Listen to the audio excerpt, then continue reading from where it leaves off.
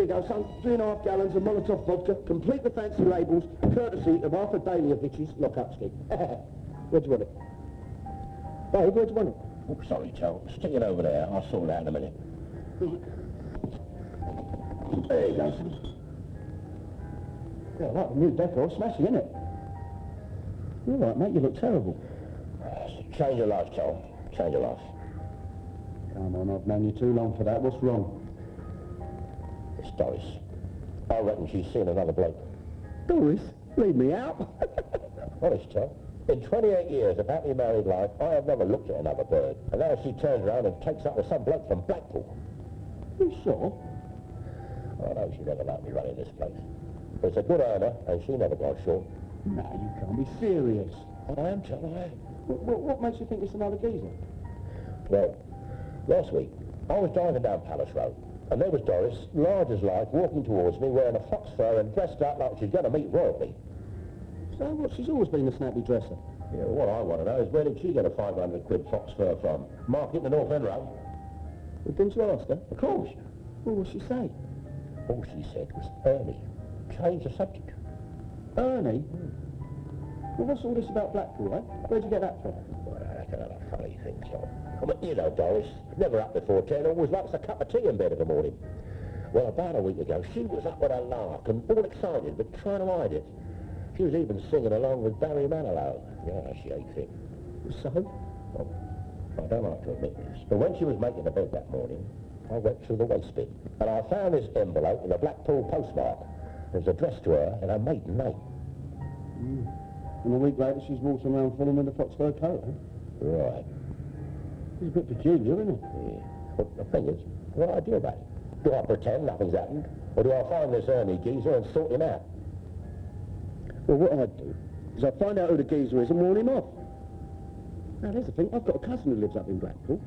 I'll get him to check this geezer Ernie out. I don't want to put you in too much trouble, Joe. Oh, don't be stupid, Dave. What are mates for, eh?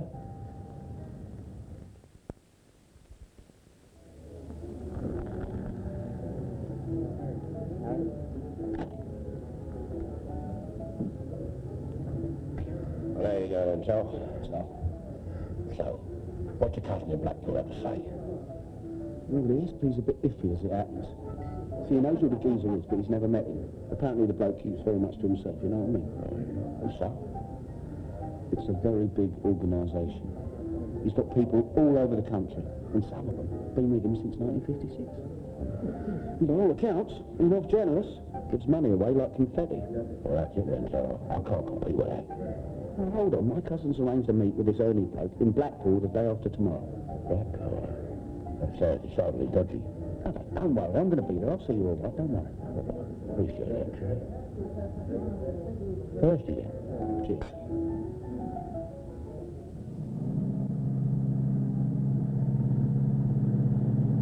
Yeah, cut that salt sea air, eh, Dave? Smashing.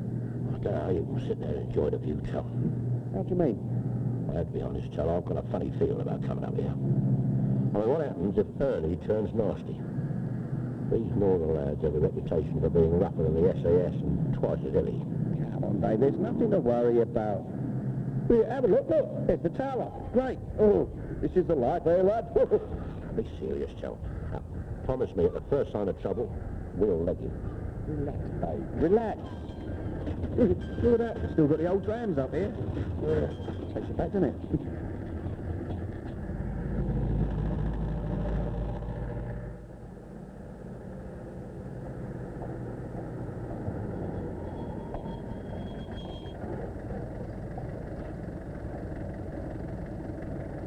Mr. Edwards? That's right. We've come here to meet Ernie. We've been expecting you, gentlemen. Perhaps you'd like to follow me?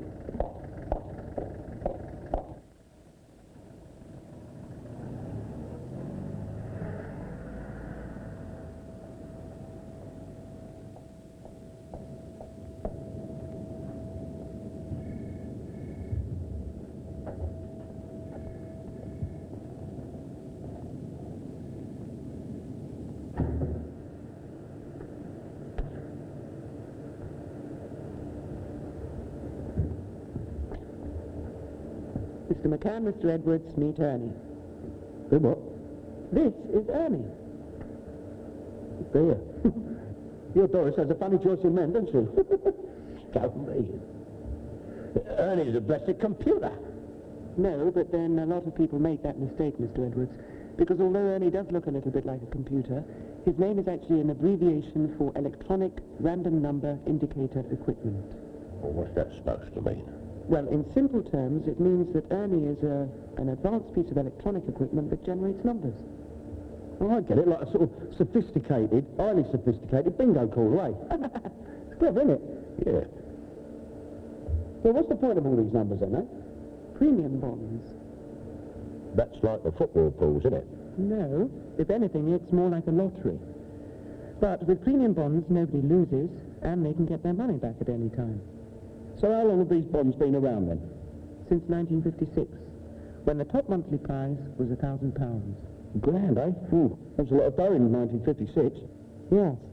And to encourage more people to buy bonds, the jackpot has been increased over the years and now stands at £250,000. $250,000, that's a lot of fur coats, Dave. Yeah. Yeah, but hold on, what's to stop someone like Will, say Arthur, right? Arthur Daly, a mate of ours. What's to stop him fiddling about with the machine to get a result? Well, I don't know who this Mr. Daly is, but it's absolutely impossible to interfere with Ernie. How's that? Well, in simple terms, premium bonds are a little bit like a raffle. The only trouble with a raffle, though, is that you have to put tickets into a drum. But Ernie is not fed with numbers, so none can be left out. His electronic workings simply produce numbers totally at random. If a number is eligible, then it's a winner. The beauty of having a machine like Ernie, one that's purpose-built to produce these numbers, is that it's totally fair. And this little device is how Ernie produces the numbers. Called a noise-producing diode, all it needs is an electric current to give off noise or pulses of energy. However, no two, or in Ernie's case, no 11 diodes are alike, as the pulses don't flow in an orderly fashion. In fact, scientists have proved conclusively that the movement of pulses is totally unpredictable. And to take this unpredictability one stage further, the diodes are powered from two sources. So, when the power is turned on, the pulses of energy from the diodes drive this bank of counters. The counters run for 15 thousandths of a second and then stop automatically, so the numbers can be read. This stop-go process continues throughout the running of the prize draw. Hang on, love. What have these numbers got to do with these bonds? Because this one's got letters as well as numbers. Simple. Pardon? No, not you, Mr. McCann, the system. Because once Ernie has created the numbers, they are automatically translated into figures and letters. Oh, well, it's easy when you know how it's done, isn't it, Tom? Oh, yeah. Well, how many prizes does it give out? Each month, a minimum of 150,000, and the number is growing all the time. So Ernie has to select more than 150,000 prizes out of all the bonds sold, is that right? It's not as easy as that, Mr. McCann. Essentially because when we started Ernie in 1956, it was decided that we would never issue the same bond number twice. So, although we have a complete record of every one of the billions of bond numbers that have been sold to date, going on for half of them aren't eligible. These are the bonds which have been cashed in or have not yet been held for 3 months. So, as you can appreciate, there's no point Ernie giving us only 150,000 numbers. Instead, he generates twice as many. These numbers are then recorded on magnetic tape, which is run on a computer to eliminate the bonds that cannot be considered for a prize. And this then leaves the winning numbers. These are then allocated in order, so the first eligible bond number wins the £250,000 jackpot, and so on down to £50. Just fancy that, eh? If they hadn't cashed in their bonds, they might have won a few sobs. So how do people know they won? I mean, they have the claim right on a pool. No. After every draw, we write to all the winners and tell them the good news. But of course, if they move without telling us, then our letter won't reach them. Well, what happens then? We go to a lot of trouble to try to find them. We even located one winner halfway up the Amazon. Yeah, but I know a few people who aren't all that keen on being found, you know what I mean? They can slip quietly into any main post office and ask for something called the London Gazette Supplement, which every 3 months carries the list of unclaimed prize numbers. Then all they have to do is get in touch with the Premium Bond Office, where we keep all outstanding money until it's claimed. In fact, there are over £2 million worth of prizes waiting to be claimed by holders who haven't let us know their change of address. Mind you, that £2 million is actually less than 1/4% of all the prizes we have paid out since 1956. Why don't you publish the names rather than the numbers? I mean, even a prize winner can remember his own name. I'm sure that's very true, Mr. McCann. But there are a lot of people who don't want other people to know that they've won a big prize. Like my Doris, eh? Never you mind, I bet you've got a nice surprise waiting for you when you get home. Now listen, with all this work, hasn't Ernie ever made a mistake? I mean, he's under a lot of stress, isn't he? No, but I know what you mean. That's why, before the start of each weekly and monthly prize draw, we go through a very careful routine to make sure that Ernie is up to the job by running a series of security checks. Then, Ernie is sealed. Like so. This, and his own built-in security system, makes sure that it is absolutely impossible for him to be interfered with while he is selecting the numbers. Oh, poor old Ernie. And as a wrap-up, all the numbers generated by Ernie are analysed to make sure that he lives up to his name of being totally random. And these numbers are then checked by people who are entirely independent of the Premium Bond Office. No peace for the honest, eh? So, how do I get hold of these premium bonds then, eh? At most post offices and banks. And how many of these bonds can you buy? Up to £10,000 worth.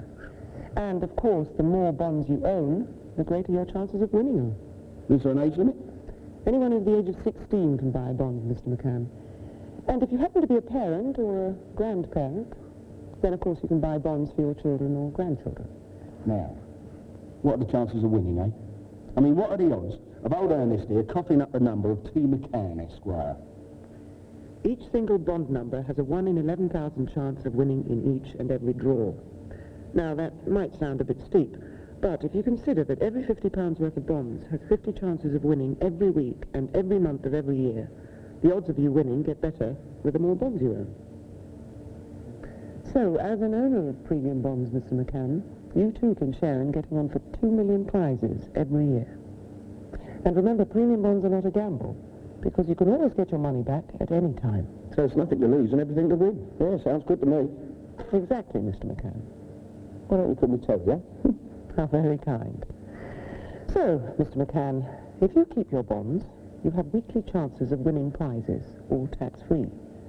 And each bond has an equal chance, whether it's from a large or a small block. Tax-free and totally villain-proof. Yeah. No one, not even Arthur, can con you out of it. Are you ever so busy at the moment, or you think, no, you might pop out for a little luncheon, eh?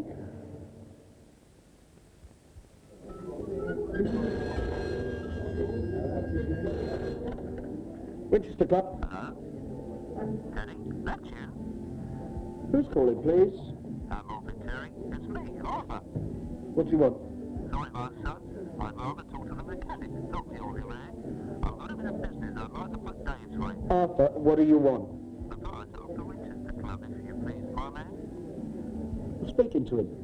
What are you on about? I bought the Winchester Club. And how, may I ask, did you come by this stroke of good fortune? Ernie. Oh? Ernie. The premium bonds came up. Really? Tell you, my son, have I got a once-in-a-lifetime proposition for you? I thought you might have. Bye-bye, Arthur. See you soon. Bye-bye. You're barred.